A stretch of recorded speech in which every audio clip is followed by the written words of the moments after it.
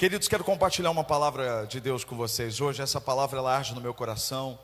É uma palavra que Deus tem me levado a falar quando eu sou convidado. Eu saio muito pouco, mas quando eu saio, essa palavra ela arde no meu coração, porque não é simplesmente uma palavra que a gente ouviu ou que a gente estudou, mas é uma palavra que a gente vive. E é uma palavra muito conhecida, é um texto da Bíblia muito conhecido. E eu queria ler com você primeiro o livro de Samuel, capítulo 17, versos 32 a 37. 1 Samuel capítulo 17, 32 a 37. Diz assim a palavra de Deus: Davi disse a Saul: ninguém deve ficar com o coração abatido por causa desse filisteu. O teu servo irá e lutará com ele. Respondeu Saul: você não tem condições de lutar contra esse filisteu. Você é apenas um rapaz, e ele é um guerreiro desde a mocidade. Davi, entretanto, disse a Saul: o teu servo toma conta das ovelhas de seu pai.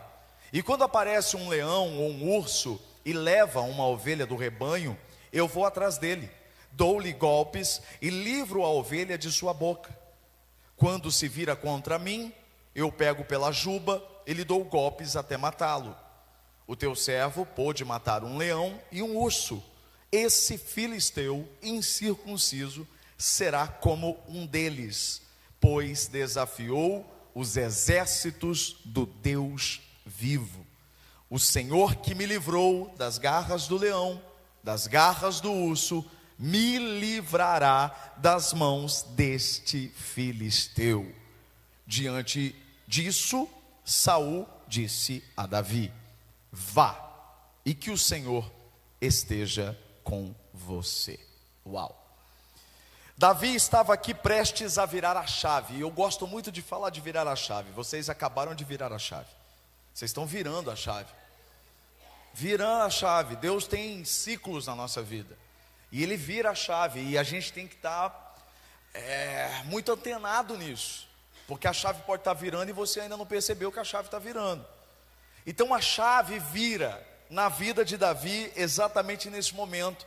E ele faz história.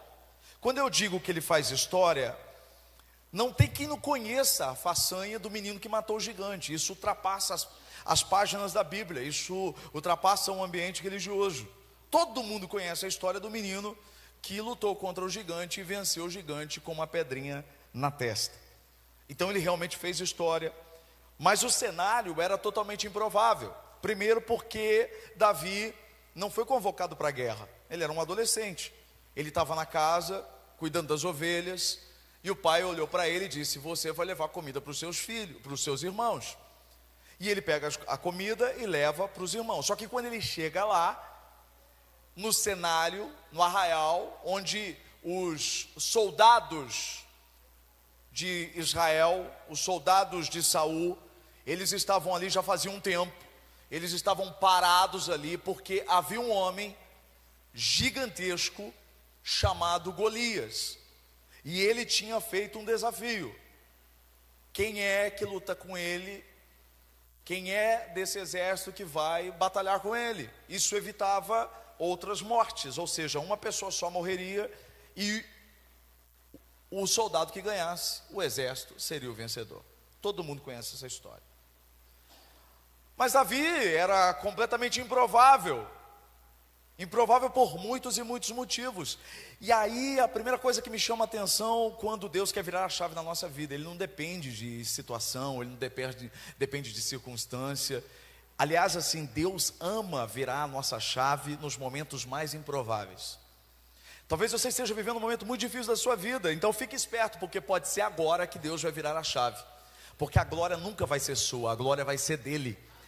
Então Ele aproveita os momentos improváveis para nós, para virar a chave da nossa vida. Foi assim que aconteceu com Davi. Ninguém apostaria em Davi. Ninguém apostaria naquele menino, porque obviamente ele era improvável. O cenário era improvável. E eu acho interessante porque Davi não acordou sabendo que aquele dia a história dele mudaria.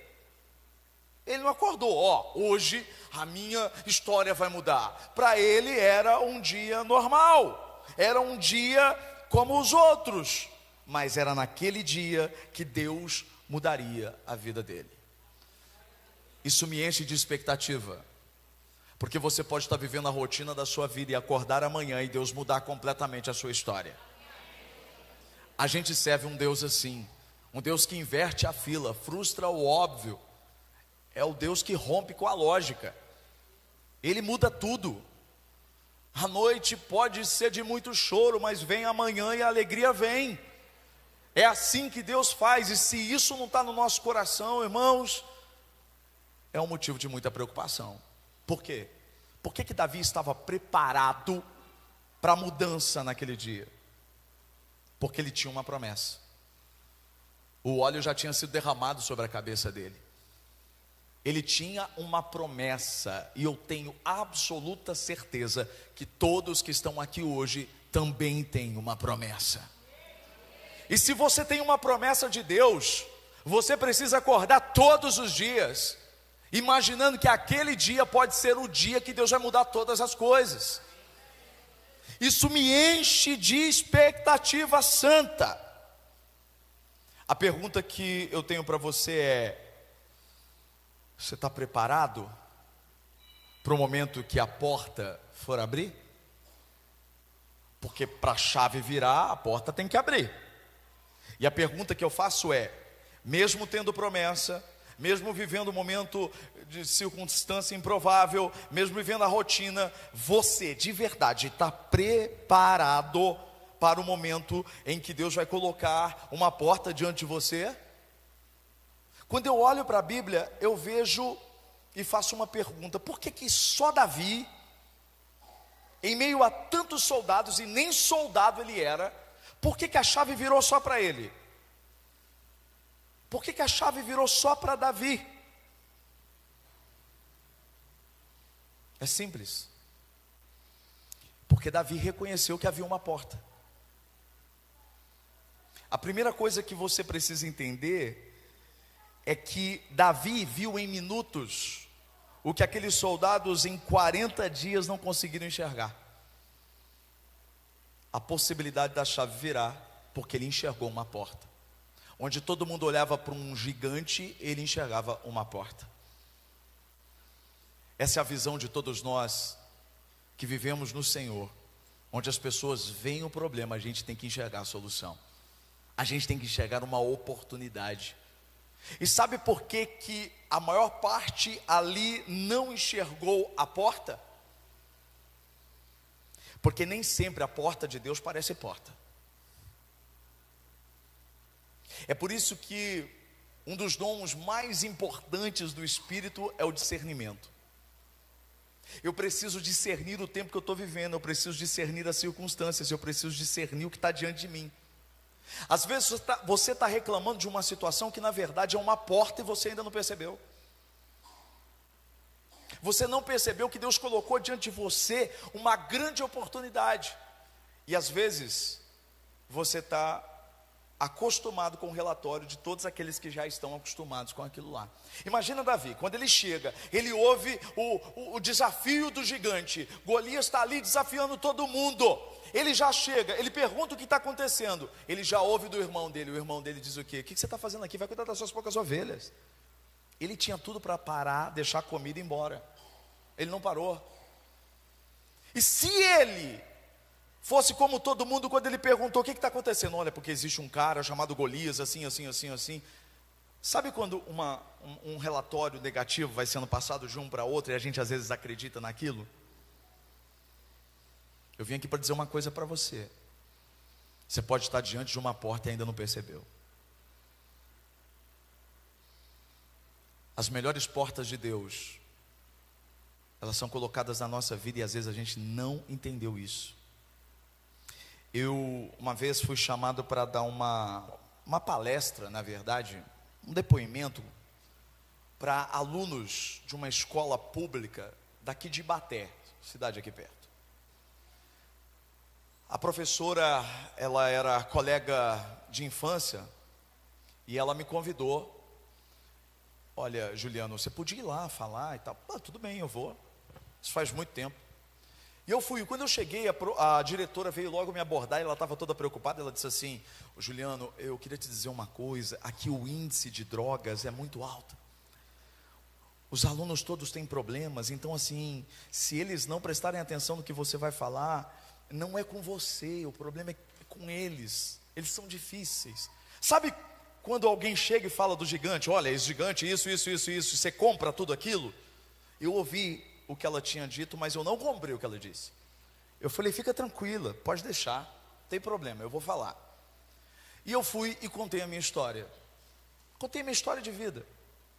Eu nasci em Cardoso, cidade de 10 mil habitantes, região noroeste do estado de São Paulo. Meu pai era motorista de um caminhão de lixo da prefeitura. Morávamos numa casa muito pequena.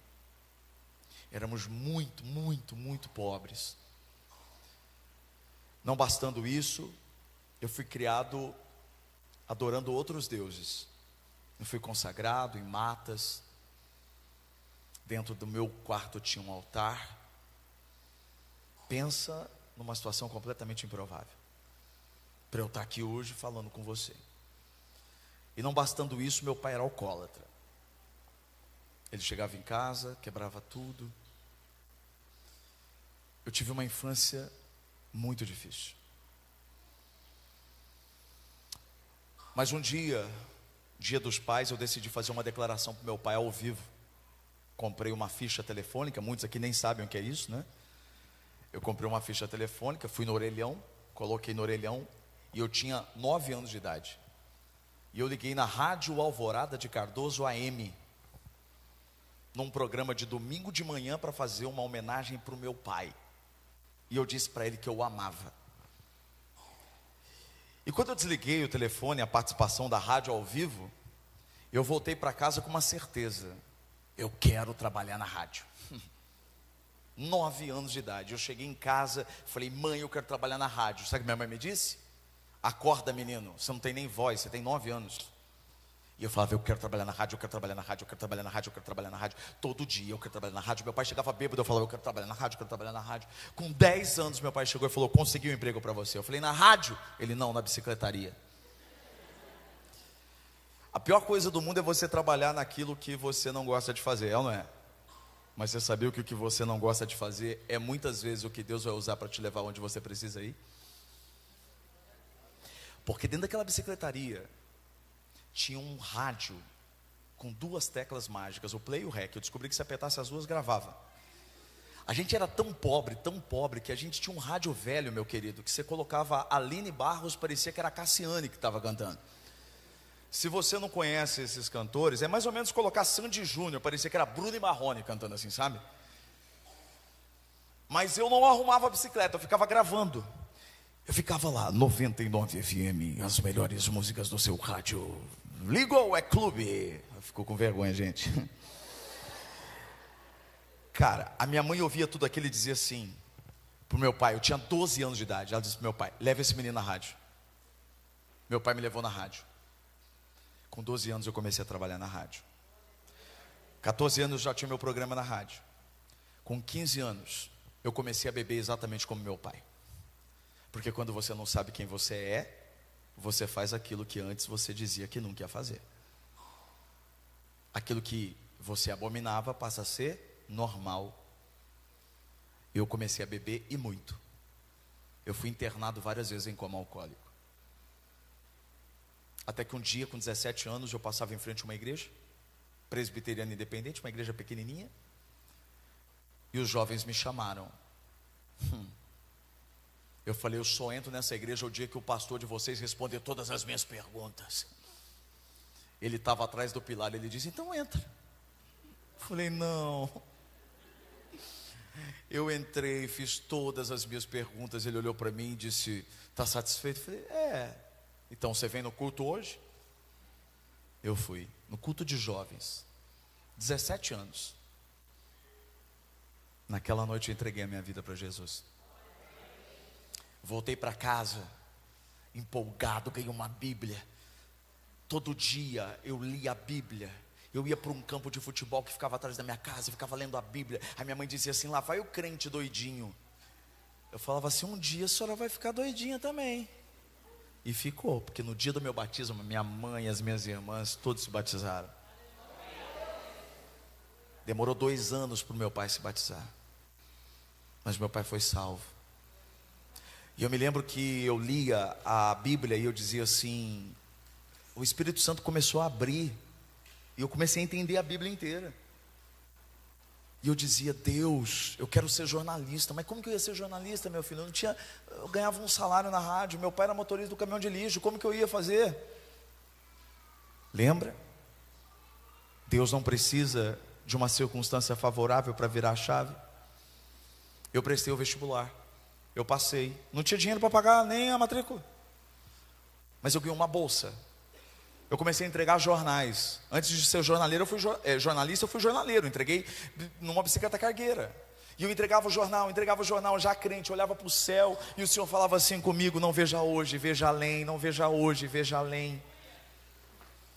E eu olhava para tudo aquilo e eu falava, eu quero um dia apresentar um jornal na televisão. Eu encontrava as patricinhas alcoolizadas, que estudavam comigo, elas, dá um jornal aí, jornaleiro. Eu falava, um dia eu vou apresentar o jornal na TV. Elas cantavam uma música para mim, sonho meu. Mas Deus realiza sonhos. 3º ano de faculdade, eu estava vivendo o momento mais difícil da minha vida. A situação estava tão difícil. Eu tinha 4 empregos, perdi 2, e eu não estava conseguindo pagar a faculdade. E sabe aquele dia que você está mal? Aquele dia que você quer chutar o pau da barraca, a barraca inteira. Eu já estava em Votuporanga, cidade vizinha, onde eu fazia faculdade. Então eu chegava às 6:30 da manhã, no ônibus. Eu ia para a TV, onde eu fazia estágio, eu era um estagiário. Tinha 30 estagiários, eu era um dos 30. À tarde eu trabalhava na rádio, à noite ficava na faculdade. E era uma situação tão difícil porque eu não tinha comida, eu não tinha como almoçar. Então, os meus amigos da TV me davam os pães. Eu comia pão no café, pão no almoço, pão na janta. Era pão toda hora. Eu sentei na praça, eu me lembro muito bem como se fosse hoje. Eu disse, Deus, por quê? Era aquela época da música Preciso de Ti, do Diante do Trono. Eu cantava aquela música, me apegava àquela música. Eu falei, Senhor, eu não quero me afastar, mas está difícil. E um dia eu cheguei na rádio, na TV. Eu chegava primeiro, era o estagiário, porque o ônibus chegava cedo. E eu liguei a TV, estava passando um programa evangélico. Sabe quando você liga a TV, o pastor fala assim, você que ligou a TV, agora senta que o Espírito Santo quer falar com você. Eu falo, meu Deus. Aí ele disse assim, você acha que Deus te esqueceu? Eu falo, não, meu Deus. Era tudo que eu estava pensando, sabe? Você acha que Deus te abandonou? Quando você era apenas um espermatozoide, Deus já te conhecia, Deus já te amava. Ele disse, nem olhos viram, nem ouvidos ouviram, nem jamais penetrou no coração do homem o que Deus tem preparado para aqueles que o amam. Eu caí de joelho. Eu pedi perdão para Deus, eu falei, Deus, eu creio. O Senhor vai mudar minha história. Eu precisava ser contratado na TV e todos os problemas resolveriam, porque se eu fosse contratado, eu teria bolsa de 100% da faculdade, eu ganharia o salário, eu poderia voltar a morar em Votuporanga, tudo isso. Aí eu tive uma ideia, ligar para o diretor da fundação que mantinha a faculdade, que mantinha tudo. Eu peguei e liguei da sala de ramal lá. O cara era o cara mais temido, ele era o chefe da maçonaria da cidade, ele era o cara assim que todo mundo tinha medo de falar com ele. Eu liguei para ele, na sala dele, e ele atendeu. Quem está falando? Eu falei, Juliano. Juliano de onde? Eu falei, da TV. O que você faz aí? Eu, estagiário. Ele falou, o que você quer? Eu falei, eu queria falar com o senhor, sobre o quê? Muito duro. E eu fiquei falando com ele, convencendo ele, e ele disse, tudo bem, amanhã 7 horas da manhã aqui na minha sala, você sabe chegar aqui? Eu falei, sei. Pensa no cara que orou a noite inteira. Cheguei no outro dia de manhã, 7 horas da manhã, chegamos junto. Olhei para ele e já fiquei com medo, falei, Senhor do céu. Entrei na sala, frente a frente com ele, comecei a contar toda a minha história para ele. Que eu estava passando fome, isso e aquilo e aquilo. Ele olhou para mim e disse assim, você já acabou? Eu falei, já. Ele olhou para mim e falou, o problema é seu. Eu falei, o senhor está brincando? Ele falou: você acha que eu tenho tempo para ficar brincando com você?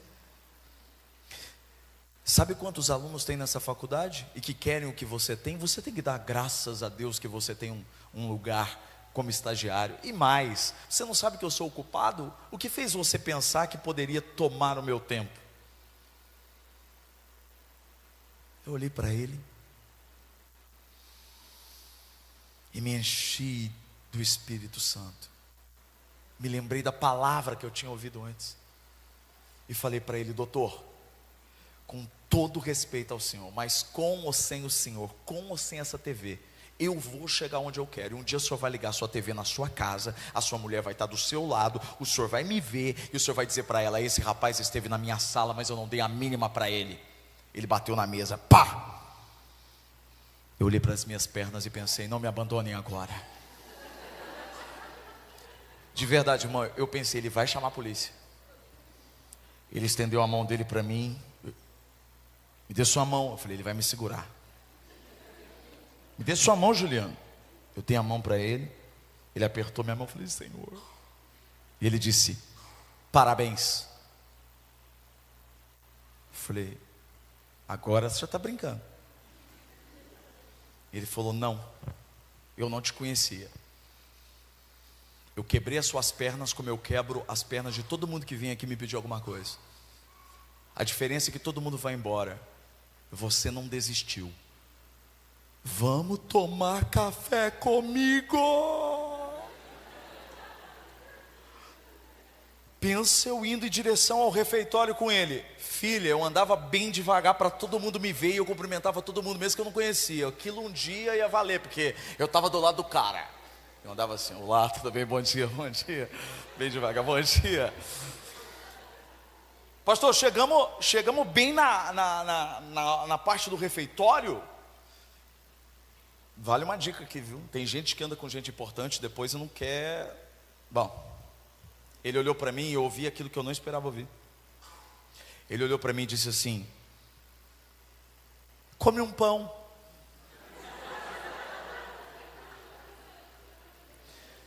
Eu sabia que era o mesmo pão que ia para TV e que eu comia o dia inteiro. Você anda com gente importante, não quer comer mais pão, não?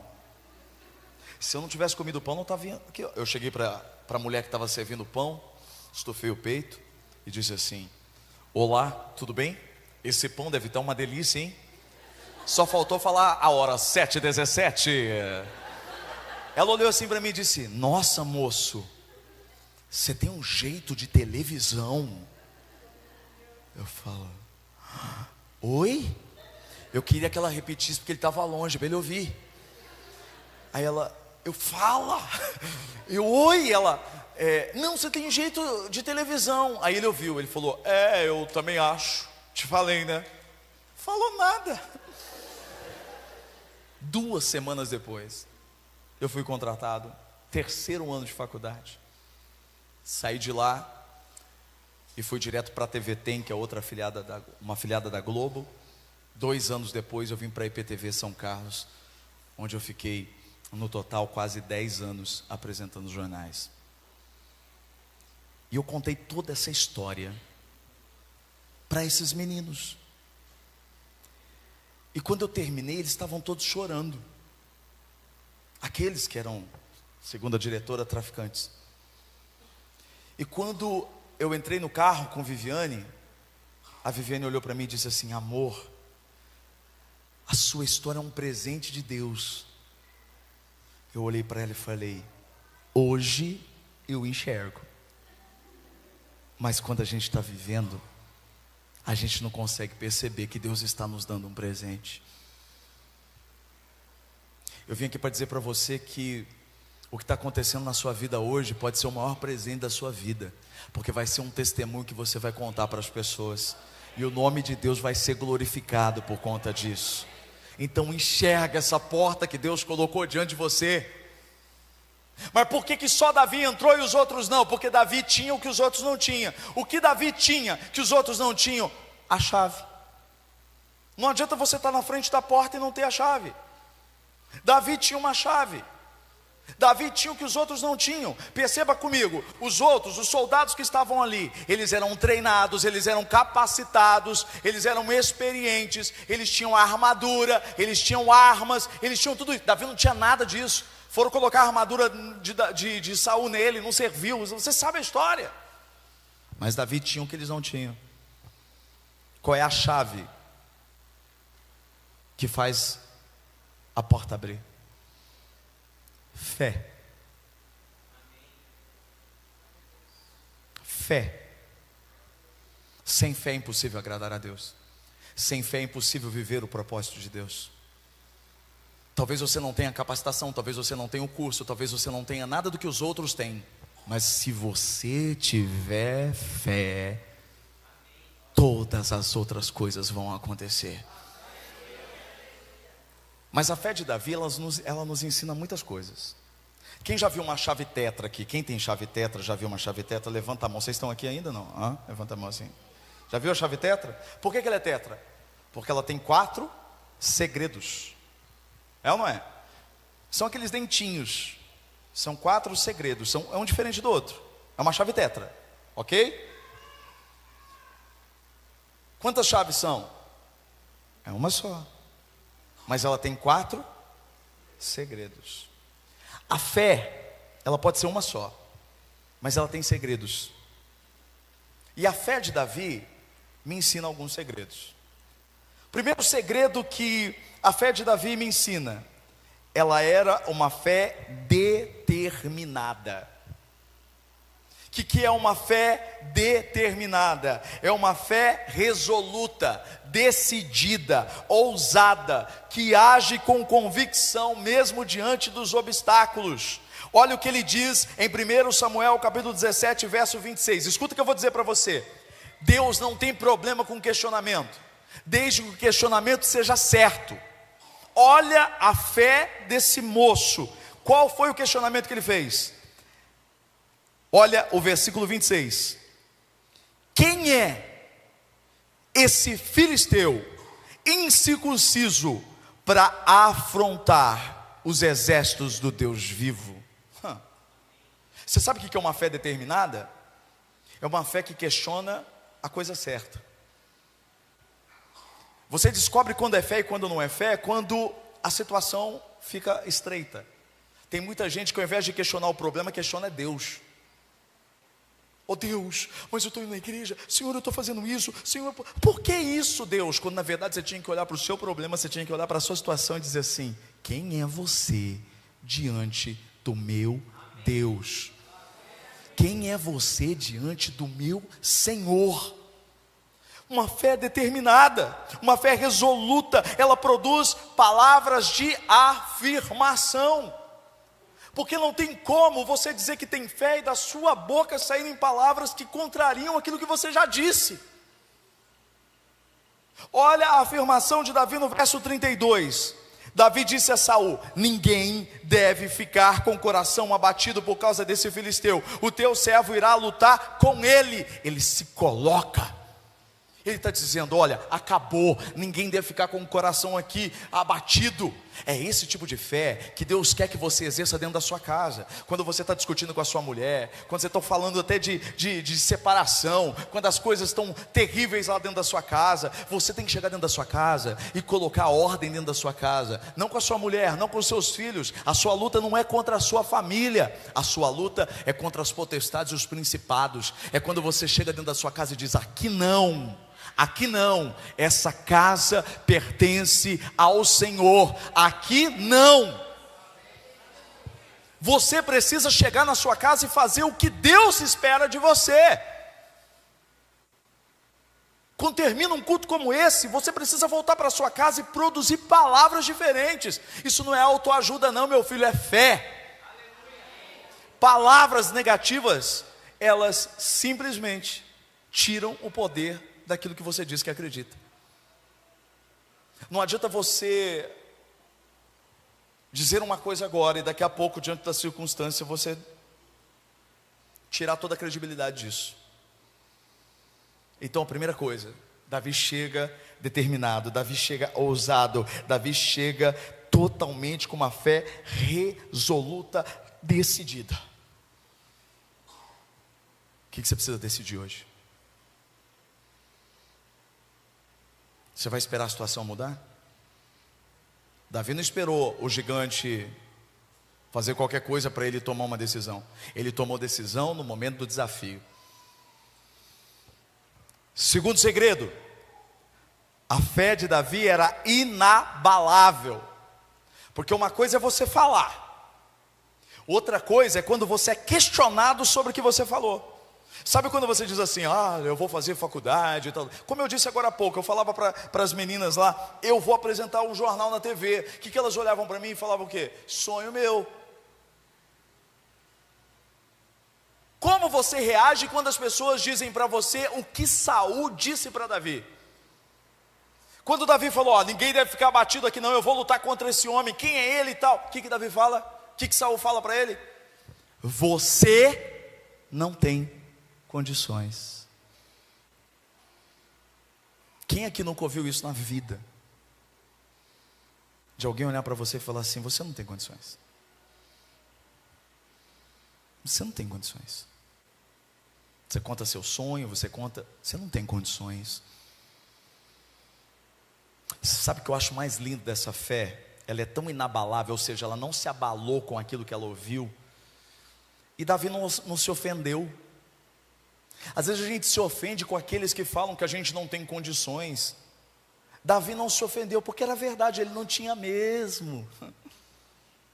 Quando você se ofende, quando alguém diz que você não tem condições, é porque no fundo você acreditava que tinha.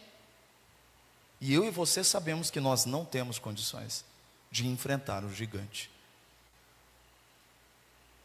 Mas Davi sabia que aquele que estava com ele era poderoso para vencer aquele gigante.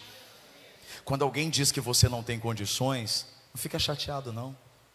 Não se abala com a sua fé não, porque a fé nunca esteve em você. A fé nunca esteve na sua força, na sua capacidade. A sua fé precisa estar diante do Senhor. É nele, somente no Senhor. Reconheço a realidade. A fé, ela não pode ignorar a realidade. Quando Deus manda os espias, através de Moisés, ir até a terra prometida, não era para eles voltarem e fingirem que não viram os gigantes lá. Não se tratava disso. Essa é uma fé ignorante. A gente não pode ignorar os fatos, mas apesar dos fatos eu continuo crendo. Porque eu não ando pelos fatos, eu ando pela promessa. Eu ando por aquilo que ele disse. E quando aqueles 8 ou 10 dos 12 espias voltaram com um relatório negativo, eles estavam dizendo que aqueles homens que viviam naquele lugar, eles eram mais poderosos do que a promessa que Deus tinha feito a eles. A sua fé precisa ser inabalável.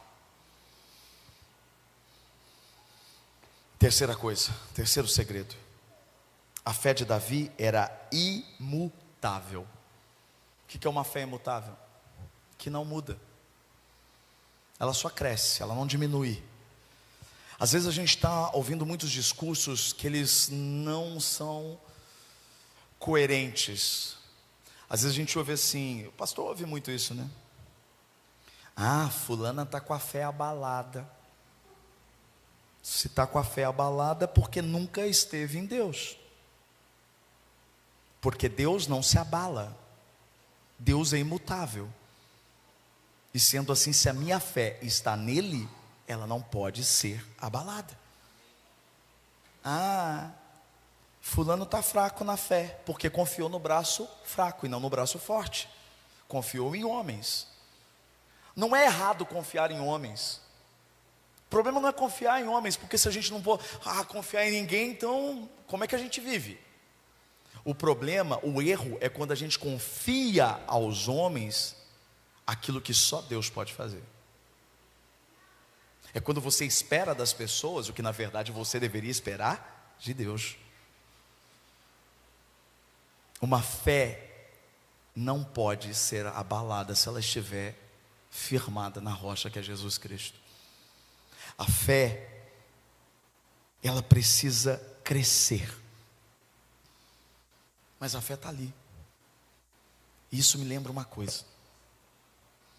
Uma vez eu fui convidado para pregar numa igreja. A gente estava começando a nossa igreja em 2017. A nossa igreja tem 6 anos agora.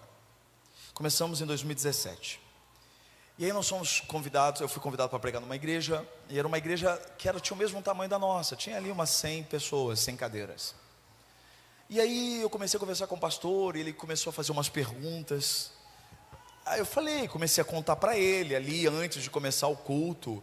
E eu fui respondendo, falando como tinha sido, como a gente tinha, né, o que eu tinha renunciado, o que eu tinha largado, que eu tinha deixado a televisão, depois que eu deixei as palestras e tudo. Ele olhou para mim e falou assim: Juliano, você sabe que a fé é a mesma? A hora que ele falou isso, eu fui arrebatado, porque Deus me entregou uma chave ali. Eu não falei nada com ele, porque ele estava dizendo que ele não tinha conseguido romper com algumas coisas e tal. Aquela palavra, ela me encheu tanto de esperança, porque peraí, é verdade, a fé é a mesma fé que eu usei para largar a televisão, é a fé que eu posso usar para largar qualquer coisa. A mesma fé que eu comecei, é a mesma. A fé não muda.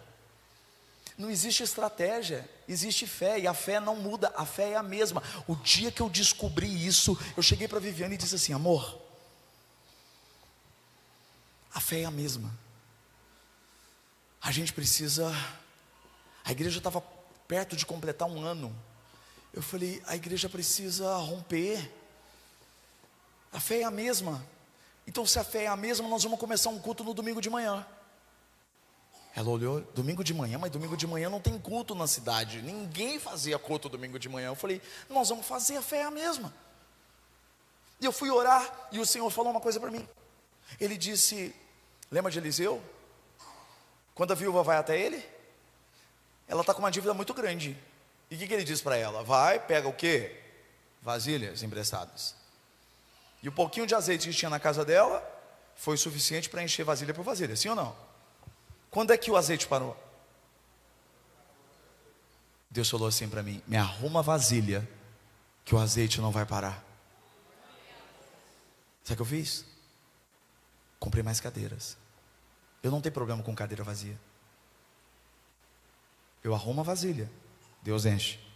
Eu arrumo a vasilha, Deus enche. Eu arrumo a vasilha, Deus enche. Só que não cabia mais cadeira, o espaço era pequeno. O que eu fiz? Comecei um culto domingo de manhã.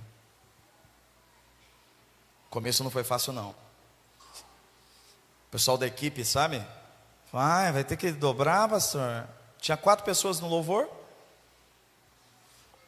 A igreja tinha 100 pessoas, 30 servia. E eles falavam assim: ai pastor, vai ter que dobrar, pastor. Eu falei: vai. E tem mais, vocês vão ouvir a mesma mensagem. Pastor, mas por que a mesma mensagem? Eu falei: como que eu vou pregar mensagem diferente? Porque aí quem vem à noite vai vir de manhã toda hora. Eu quero que seja povo diferente. Então é a mesma palavra, que aí ninguém volta para ouvir à noite. Mas eu não tinha ninguém ainda, né? Então eu chamava as pessoas e falava assim: você pode vir, você vai ouvir a mesma palavra, mas vem de manhã e venha à noite. Foi assim que eu comecei o culto da manhã. Chegou 30 dias, eu falei assim: tá bom, fica só no culto que você quiser agora, mas um só. Chegou outubro, setembro, a igreja já estava abarrotada. Eu falei: peraí, a gente precisa de um lugar novo. E naquele primeiro lugar, o dono fez tudo para a gente. Eu contei isso para o pastor Rafael quando ele me visitou. Ele fez tudo. Ele quebrou uma parede que tinha no meio. Eu falei: mas esse piso está feio, eu troco. Eu pinto, eu faço. Eu falei: peraí, se a fé é a mesma, eu vou achar um lugar e o dono vai fazer tudo que a gente precisa. Achamos um lugar. O lugar tinha 700 metros quadrados. O primeiro dono gastou 20 mil na reforma, lá em 2017. No final de 2018, Esse outro lugar, o dono gastou 140 mil. E ele reformou tudo. Aí começamos. A gente tinha 120 cadeiras. Em 3 meses a gente já tinha 600. Eu comprei, não tinha gente ainda não. Eu comprei cadeira. Entrou e foi. Pandemia, bem na pandemia. Deus falou para mim, e aí? Eu falei, e aí? A fé é a mesma, a fé é a mesma. Achei um lugar. Só que eu precisava que o dono fizesse a mesma coisa que o primeiro fez e que o segundo fez. O que aconteceu? Ele gastou R$1 milhão. E nós mudamos para esse lugar. Porque a fé é a mesma. E agora? o ano passado, começo do ano, Deus começou a despertar no nosso coração. A gente está com 3 cultos lá na igreja. Eu falei, Deus, a gente precisa de um lugar maior, Achamos um lugar maior. Só que dessa vez o dono não vai fazer. Mas a fé é a mesma. Porque se é o dono, ou se é a gente, ou se qualquer outra pessoa, a fé não está no dono, a fé não está em outra pessoa, a fé está em Deus. Porque a fé é a mesma. Vou mostrar para você. Primeiro culto, coloca aí pessoal, na mídia. Primeiro culto, já comecei servindo ceia, desculpa. 2017. Vamos lá, mostra aí a quantidade, olha a multidão lá. Vamos lá, mostra a multidão aí. É isso aí. Tinha umas 15 pessoas. Glória a Deus. Fechei um pouquinho a foto para parecer que tinha muito. A nossa primeira casa aí, ó, azul. Não entendo até hoje porque eu pintei esse prédio de azul. Ele fez tudo, olha, ó. Inauguração da igreja, olha aí. 2018 estava assim, ó. Ainda bem que não era pandemia, né? E aquela escada Heróis da Resistência. Glória a Deus. 2018, fomos para esse lugar que eu falei para você, que o dono foi lá, 700 metros quadrados e fez tudo. Começamos os cultos lá. Já estava assim. Aí veio a pandemia. Olha aí. Mas o Senhor falou comigo e a gente foi para aí. Essa é a nossa casa atual. Hoje com 3 cultos para a glória e louvor de Jesus. Continua.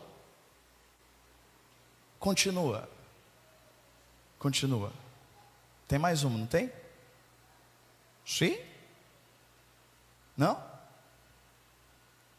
Essa é a nossa nova casa em 2024. 68 mil metros quadrados. Para a glória de Deus. Aleluia. Um lugar para 2.700 pessoas por culto. A fé é a mesma. Eu estava falando para o pastor, eu falei assim, olha, a gente precisa gastar 2,5 milhões para construir o Kids. Eu falei, eu não sei de onde vai vir esse dinheiro, mas a fé é a mesma. Essa é a casa noturna mais tradicional da cidade, que vai fechar as portas para virar a casa de Deus. Aleluia. Quantas pessoas ali foram para um outro propósito, agora vão lá para adorar o Senhor. A fé é a mesma. Vocês precisam entender isso. A fé é a mesma para mudar a história dessa cidade. Deus levantou vocês. Deus chamou vocês, mas vocês precisam acreditar. É o 4º segredo. A fé de Davi era uma fé que convencia. Por que era uma fé que convencia?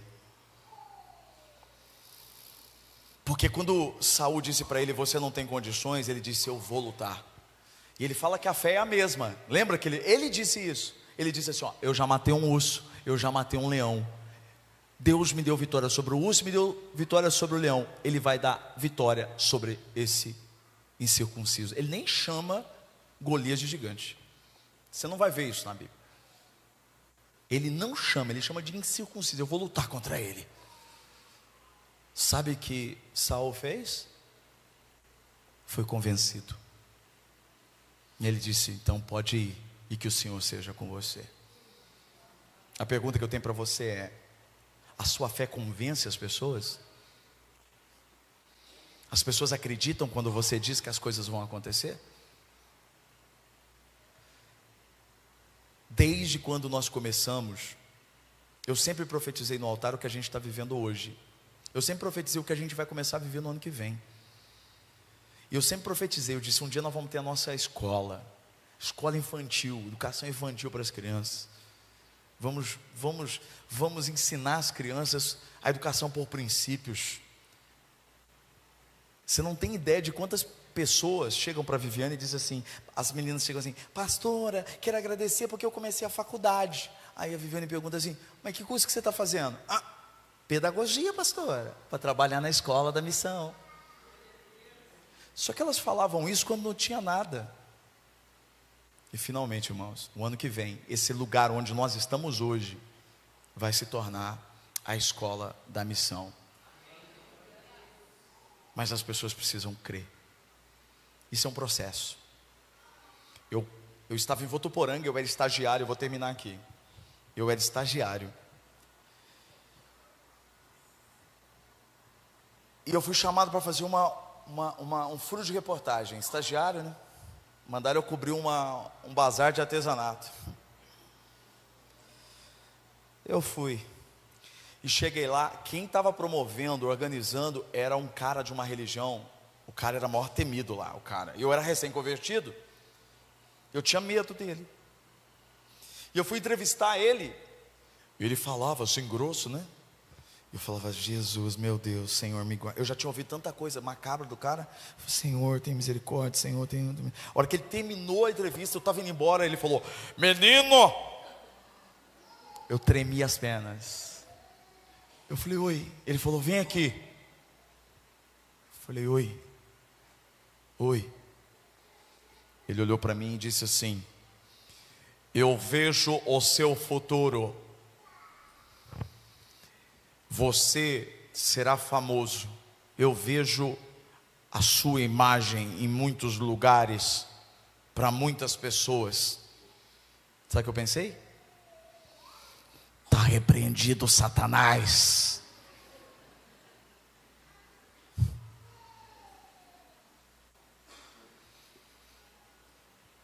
Às vezes o diabo acredita no futuro que Deus tem para você mais do que você.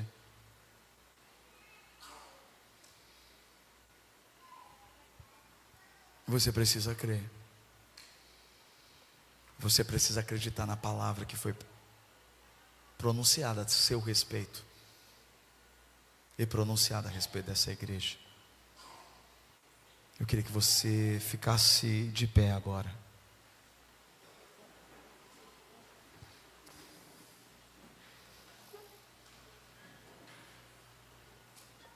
Chega de dar desculpas. Você precisa de uma fé determinada. Você precisa crer na palavra que Deus tem para você. Eu quero que você coloque a mão no seu coração.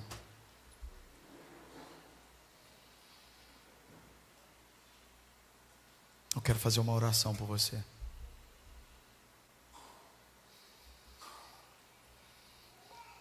Você não veio aqui à toa. Deus te chamou aqui hoje porque Ele quer forjar você. Ele quer transformar a sua visão. Ele vai te tirar de algumas mesas, Ele vai te tirar de alguns círculos, porque a mesa que você senta determina como você pensa e como você vê. E às vezes você está cercado de pessoas que estão vendo só o caos, quando na verdade Deus está querendo te mostrar o que está por trás desse caos. O caos nunca foi um problema para Deus. A palavra dele traz ordem. Quando o céu se manifesta, tudo se coloca em ordem na terra. Às vezes, irmãos, nós nos esquecemos do que Deus nos prometeu. Às vezes nós nos acostumamos com aquilo que nós estamos vivendo, mas essa é uma noite de despertar. Eu não viajo muito, eu não saio muito, mas eu quis muito vir aqui hoje, porque eu tenho visto o esforço dos pastores de vocês em buscar referência, em se encher de fé, de acreditar numa mudança. Eu tenho visto uma fome, uma sede neles. Eles precisam de você. Essa cidade é uma cidade abençoada por Jesus. E Deus quer usar você para que essa cidade se renda diante dele. Isso não tem a ver com religião, isso tem a ver com relacionamento com Jesus. E o que ele faz na sua vida é o que vai refletir, é o que vai dar glórias a ele, é o que as pessoas vão olhar e vão acreditar. A gente precisa de pessoas que são capazes de ter as suas vidas transformadas e darem a glória para Deus, para que outras pessoas olhem e digam: uau, isso me dá esperança, isso me forja na fé. É por isso que ele quer fazer através de você, através da situação que você está vivendo. Mas você precisa reagir, você precisa crer.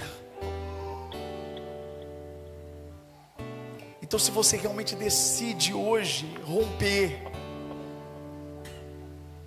sair da sua zona de conforto, vencer os seus medos, aqueles medos mais antigos, aqueles da infância, aqueles traumas, aquelas palavras malditas que te fizeram parar e te cegaram, você não consegue acreditar naquilo que Deus pode fazer em você, porque um dia alguém disse, talvez alguém importante para você, um pai, uma mãe, um patrão, um ex-namorado, alguém que um dia lançou uma palavra sobre você e você deixou isso entrar no seu coração. Eu vim aqui hoje para dizer: é tempo de você romper com todas essas coisas do passado que te seguraram até agora. É hora de ir além. Mas não se faz isso sem Deus. Não tem como a gente caminhar sozinho. Então a primeira coisa que você precisa fazer é se comprometer com Deus, é buscar Ele acima de tudo, é amá-lo acima de todas as coisas, é dizer: eu nasci para te servir. Eu não vivo sem o Senhor. Chega de uma vida espiritual meia boca. Chega de se envergonhar, de trocar Deus por qualquer coisa. É fazer dele a sua prioridade, de colocar Ele acima de tudo e dizer: eu vou contigo até o fim, Senhor.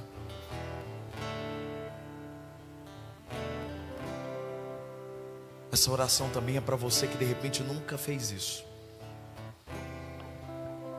Você nunca confessou Jesus Cristo como Senhor e Salvador. Mas como é isso, pastor? É dizer: Jesus, eu quero que o Senhor seja o meu Senhor, eu quero que o Senhor seja o meu dono, eu quero que o Senhor seja o meu Salvador, eu quero que o Senhor entre no meu coração, eu quero ter uma vida contigo a partir de agora. Eu repito, isso não tem a ver com religião, isso tem a ver com Jesus.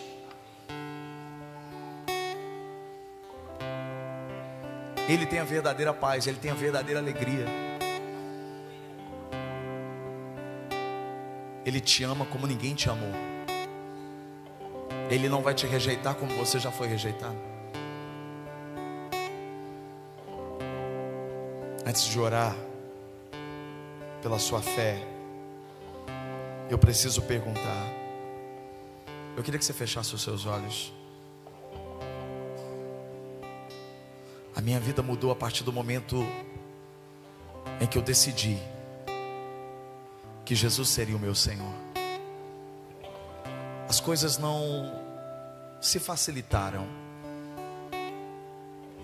mas Ele esteve comigo esse tempo todo.